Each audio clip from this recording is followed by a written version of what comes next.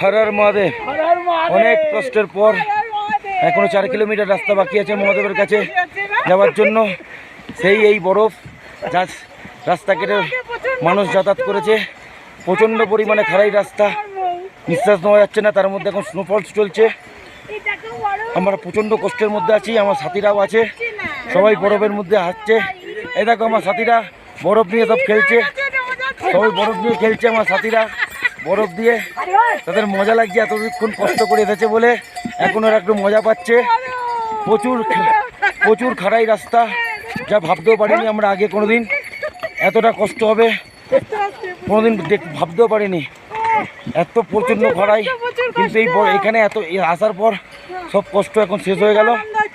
আর বাবার কাছে যেতে মাত্র 3 কিলোমিটার বাকি আছে, আমরা তাতেই খুব পৌঁছে যাব। সন্ধ্যা আরতির সময় তোমাদেরকে আবার আমরা ভিডিও করব। হর হর মহাদেব। আমরা ব্রিজের অনেক কাজেই চলে এসেছি বাবার কাছে পৌঁছাবার জন্য।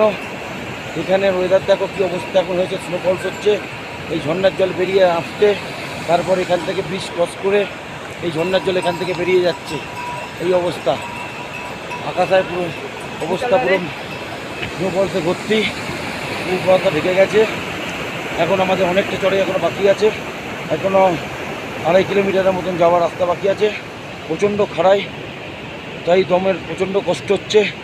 এখানে যে না আসবে সে কাউকে বলে বোঝানো যাবে না, সেই একমাত্র বুঝতে পারবে যে বাবার কাছে যাওয়া অত সহজ ব্যাপার না।